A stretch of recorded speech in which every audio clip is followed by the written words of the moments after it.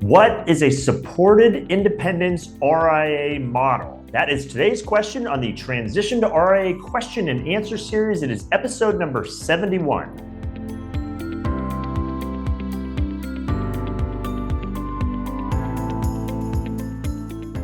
Hi, I'm Brad Wales with Transition to RIA, where I help you understand everything there is to know about why and how to transition to the RIA model. If you're not already there, if you head on over to transitiontoria.com, you can find all the resources I make available to help you better understand the RIA model. I have the entire series in video format, podcast format. I have articles, I have white papers, all kinds of resources free for the taking. And again, if you are a podcast person and you are not already listening to this in podcast form, if you head to any major podcasting platform and search for the Transition to RIA podcast, you will find the entire episode series. And again, head on over to transitiontoria.com for all of the resources. Okay, on today's episode, we're going to talk about this idea of supported independence in the RIA model. And so the first, we're going to talk about kind of what is that, what are the different flavors, why that may or may not be a fit for you. And for starters, while I've used supported independence in the title of the episode, there's no kind of official industry definition or terminology used for what we're going to be talking about today. There's kind of some variations of it, like I'll go through, but you'll also hear this sometimes referred to as middle back office providers, or maybe partnered independence, or maybe some sort of independent quote unquote platform. So there's no universally accepted term. And as we're going to talk about, there's different flavors of this kind of model in the RIA space. So, but oftentimes you do hear it referred to as some sort of supported independence. So I did want to do an episode explaining what exactly that is and when and why that might be a fit for you if you were to move into the RIA model. So the first question is asking, okay, well, why do you even need some sort of quote unquote support platform or supported independence? And so at its core, the thing to keep in mind, I talk about this in a lot of episodes, is if you were to go into the RIA model, if you were to transition your practice into the RIA model, at its core, every RIA must do a couple things. So you must establish the RIA, set up the RIA itself, but then you must surround yourself with the various solution providers to support that RIA. And that could be things like custodial partners, maybe a friendly RIA-friendly broker-dealer if the need is there, compliance, technology, all those sorts of things. So just like any RIA, again, you have to set up the RIA and you have to kind of piece all these solution providers together to support what it takes to run a modern day advisory practice. And that's entirely doable. A lot of advisors do go down that path and say, hey, I am going to build all that out. I am going to put all those pieces together. That's something I help advisors with, is figure all of that out. However, there are a lot of advisors that look at that and say, okay, I do want the benefits of the RIA model. I do want the better economics, the better flexibility, the higher enterprise valuation of my practice. I do want all of that. However, maybe I myself don't necessarily want to be the one responsible for having to put all these pieces together, not only initially, but kind of manage them on a going forward basis as well. And so that's where kind of this industry of supported independence has really grown over the last 10 years or so, is to recognize the advisor that, again, wants the benefits of the RIA model, maybe doesn't want to be responsible for all those individual pieces themselves. And so this entire ecosystem has popped up to support that. And so what I want to do on this episode is go through a couple of the variations of what that looks like and where that might be a fit for you. So I want to go through just kind of 4 variations of it that are out there. And this is not to say this is a exhausted list, because again, there's not even a uniformly accepted term for this. Again, supported independence, partnered independence, independent platform. There's all different kind of versions of that are talked about. You'll see it mentioned, you'll see it in advertising or whatever the case is. So but I did want to go over at least kind of 4 types of this, so you kind of at least understand what's out there and why it might be, again, worth your consideration. So the first one, sometimes just referred to as a middle back office provider. That's kind of descriptive. I'm not necessarily a huge fan of that because I don't think it really does a good job explaining exactly what it is. But for lack of a better term, sometimes you hear this middle back office provider. And so what that is, that provider says, hey, advisor, we recognize you want to have your own RIA, and there are pros and cons, by the way, to any pathway into the RIA model, just like there are pros and cons to any affiliation model in the industry. I always try to be a straight shooter and give both the pros and cons as to what they are. But there are reasons you might want your own RIA versus maybe joining an RIA, and I'll get to that here in a moment. Joining an existing RIA.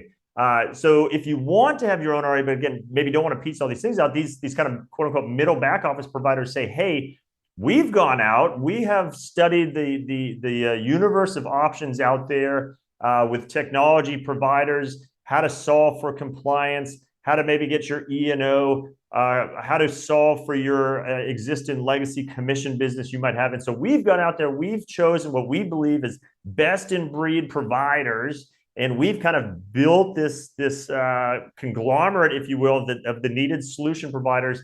And so what we do is we allow you to have your own RIA, and instead of kind of piecing them out individually, we provided all the main core pieces to you in this quote unquote bundled solution, where we've bundled all these up, and we will handle all the integrations of the technology, make sure everything's talking about. We'll handle your checking all the boxes that are necessary here. And that does a couple things for you. One, that frees up your time. So you're not responsible for, again, often referred to as these middle and back office tasks that have to be done by someone. The question is, do you want to handle and manage all them yourself, or would you rather us do them? So a perfect example from an operational standpoint is a lot of these providers will do your fee billing for you. So whether that's quarterly or monthly or whatever frequency you do it on, not only do they set up the technology and everything to do it for you, they will actually process your fee billing for you. Again, someone has to do that, whether you or your team or however it is you handle it individually, doable. But some folks say, hey, I'd rather just rely on someone else to do, among other things, my fee billing, and I'll let them do it. So they have bundled that up for you with what they believe is best in breed. And then they can also fairly point out that they say, hey, because we support so many RIAs with kind of our bundled solution, we have much more scale than you do individually. And so we can go to, among other things, technology vendors and get better pricing on each of these tools than you could ever get on your own, just because we are exponentially larger than you are when you aggregate all the different RIAs that we provide this service to. And they arguably can provide more just kind of support services. And so, an example of that might be, maybe your firm is not large enough to have a full-time in-house employee that is solely focused on marketing, because maybe you just haven't grown that large where you can justify that standalone cost. But maybe you could use, roughly a third of a full-time employee that does nothing but marketing for your team or helps with marketing. But obviously you can't go out and just and generally hire 1/3 of a person. However, the kind of middle back office can say, well, but we recognize that this RIA needs a third of that person, this RIA needs a third, and this RIA needs a third. So we'll hire that person, have that person on our team, and provide access to you, essentially kind of fractional access to particular experts, whether it's marketing, sometimes maybe it could be estate plan, and different high net worth resources you might need to access with your clients. So again, you can get access to experts that you arguably couldn't necessarily hire or justify hiring completely on your own in-house. So again, they do have the benefit of scale to get better pricing to be able to pass it along to you, and things like just more resources than you could maybe compile individually on your own. And for that, you have to pay these folks. So obviously, make no mistake, these are for-profit businesses. But don't think of, oh, I have to pay them X, whatever kind of the full bundled price is, because again, you have to do all these things individually, no matter what. So you have to have technology, you have to have compliance, you have to do your fee billing. So the only thing you're really kind of paying for is the delta between what it would cost you to do it individually and what it costs to just outsource it to a bundled provider. But keep in mind too, that exercise is easy when you only want to consider the tangible hard cost. Well, what does this technology cost here versus if I get the bundled solution? You also have to factor in the intangibles of your time, of do you want to be responsible for all these sorts of things over here, or would I just rather let the bundled solution provider be responsible for having to do all that? And that frees up my time to do maybe things more productive for my practice, spend more time with my clients, or just focus on the things you enjoy as an advisor doing more. And so you can't just do just the hard tangible costs when you put these side by side. You also do need to fairly factor in the intangibles of the differences between the two approaches. So at a high level, that's kind of the middle back office approach. One of the main keys with that is you have to, as part of your due diligence of that provider, is you have to like what they've built out. So yes, they feel this is the best in breed set of solutions, but part of your evaluation would be to say, hey, show me what your bundled package is, for lack of a better term. Show me how you support advisors with this kind of outsourced bundle. And then that is your due diligence on them to say, okay, do I like what they've packaged up? Do I like what they provide? And how does that compare to maybe other similar providers in the space that have bundled up a set of solutions? So a lot of reasons advisors are taking advantage of that, again, to make running the RIA arguably simpler, more efficient, and have access to more resources. So the second kind of variation of the supported independence is kind of an evolution of the TAMP model, so Turnkey Asset Management Program model. I did an entire episode on what are TAMPs, so if you want to dive deeper into this, check out that episode as well. So I won't go into super deep details on this episode because of that. But at its core, what I'm referring to in this episode is there are TAMP providers that traditionally all TAMP providers, going back decades of when they first started, provide some amount of asset management services to you. So this is traditionally where you say, hey, as an advisor, I like spending time with my clients. I like doing maybe the financial planning.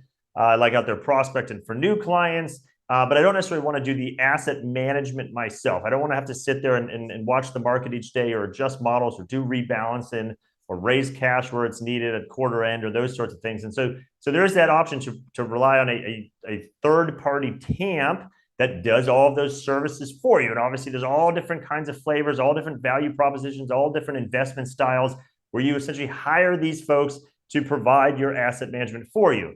However, that kind of model has evolved over time, that there are a lot of TAMPs that now do much more than just the asset management, that increasingly they're doing more and more of these middle and back office services as well to help you run your practice. So it's kind of a variation of that first example I gave you, that first model, where now it's kind of a TAMP that is started with asset management that has evolved more and more closer to these kind of middle back office providers, and does provide things like your fee bill, and does provide things with maybe assistance with opening accounts, those sorts of things. And so again, those two worlds are kind of colliding, but at their core, their primary kind of historical reason for existing, and then their still kind of core offering is that asset management. But more, and some to this day, that is all they do. It's very simple. Okay, we do the asset management, we don't do anything else. But increasingly, you see TAMPs providing more and more kind of middle back office services for advisors. So that is arguably a form of supported independence as well. Of, okay, what all would this TAMP provider provide for me? And is that a good fit, again, as opposed to me trying to build this all out individually? So number 2 on the list is just variations of TAMP providers, and just know they have come a long way from when TAMPs first kind of rolled out onto the industry. So the third kind of supported independence you could do is the idea of joining an existing RIA. I did a whole episode on that as well, so I'll keep it light here. But the kind of the value proposition there is, and these are not, by the way, what I'm referring to here, this is not just some RIA down the street from you that happens to have a couple extra desks in the corner, and they would love to have you and your team come sit in those desks and sure, join their RIA. That inevitably exists all over the country. There are RIAs trying to fill in that regard. But what I'm referring to here are there are purpose-built RIAs out there in the marketplace that from the beginning, they were built with a value proposition in mind, to be able to say to you, hey advisor, maybe you've considered this supported independence approach of having your own RIA, outsourcing a lot of those middle back office tasks to some sort of provider. However, as long as you have your own RIA, and this is factually correct when they say this, as long as you have your own RIA, one of the things you are still responsible for is the compliance and regulatory matters associated with running your own RIA. Now, there are, and I've talked about a number of episodes, ways you manage that responsibility. There are solution providers that help you and support you and manage that responsibility. So it's entirely doable. However, to be fair, it is a responsibility that you will have. So there are RIA platforms, as I typically refer to them, that again were purpose-built to say, hey, advisor, we know you want all the benefits of the RIA model. Again, the economics, flexibility, higher enterprise value, 1099 status, all those sorts of things. You like the idea of kind of outsourcing in a bundle to some sort of provider that would do these back office services like we've been talking about here. However, by joining our RIA, we will also take on the compliance responsibility for you. So it is not your responsibility to have to manage and deal with regulatory exams as they come along and those sorts of things. So to the degree you want to kind of fully outsource even more, there are RIA platforms, again, purpose-built to accommodate that. While there's all different kinds of flavors of that, they do, so the good ones, in my opinion, do check many of the boxes that advisors are looking for, from that 1099 status to retaining full ownership of your advisory practice, the ability to leave if one day you ever needed to, you're not now committed to them or have non-solicits or anything like that. And they bundle all this up. And again, they say, hey, we have more scale than you will ever have. That gives us access to build more resources, have more maybe technology providers, custodial providers than you could ever accomplish on your own just because of our size. So there is a lot of good value propositions out there that say, hey, in their mind, hey, you can take the best of this approach over here with having your own RIA without as many of the responsibilities. And here's why, because we've put all this together. And so again, just like any of these options, your due diligence is to say, okay, what is it you provide? What are the various solutions? What, as a result of that, what am I still responsible for? You want to make sure that's clear. But what have you put together? What do you provide? And then of course, again, what does it cost? Because you want to compare, okay, what would it cost as opposed to me doing all this myself with, again, the tangibles and intangibles to keep in mind. So just know that there are some compelling platforms out there where you can join, have all the perks, use your own brand name, those sorts of things that I think are worth your consideration as you explore which of these kind of supported independence is best for you. And then the fourth one I want to talk about is there are some providers even taking this one step further, where not only do they say, hey, either you can start your own RIA, or hey, join our existing RIA platform, and here's the technology, and maybe here's the compliance, and then we're checking the boxes, but they will even go so far as helping you manage or set up and manage your so-called local expenses and local responsibilities. So things like, hey, how do I find a real estate and office, and how do I build it out? There are solutions that will help you with all that as part of this. Hey, how do I set up payroll and hire employees and pay employees and all that? They will help you set up all that. Hey, how do I do my own accounting and run my own P&L? They will help you set up and manage all that. So the argument of, and you hear this often, is, oh, geez, folks that are in a more captive W-2 environment, oh, you don't want to go that independent space. You have so many responsibilities. You have so many things to be that you're juggling in the air, all these different tasks.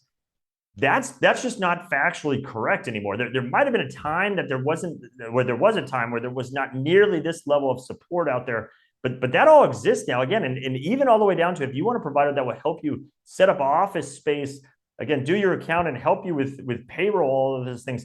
There are providers that have bundled all that up for you and will help you and let you, again, focus on being an advisor, get the benefits of the RIA space, and check all the necessary boxes in a fully kind of bundled solution. There are some very compelling value propositions out there to help advisors with that. So that fourth one is just kind of a variation of some of the prior ones I've talked about, but that take it even farther and, again, help with even things like real estate setup, payroll, accounting, those sorts of things. So a lot of variety here, a lot of different value propositions, a lot of different price points. There is no uniformity, just like there's no uniformity in what we even call these things. Again, supported independence, partnered independence. There's different variations, pros and cons to each of them, different price points along the way. That's part of what I help advisors do, is one, just to be aware of these different models, and then aware of who the providers are and why you might choose one over the other and how they compare, and helping you think all of these variables through. Happy to have that conversation with you as well. So just a couple of takeaways from this I wanted to end with. First of all, I've given 4 examples. Again, that's just kind of at a broad level. So there are all different kind of little variations along the way.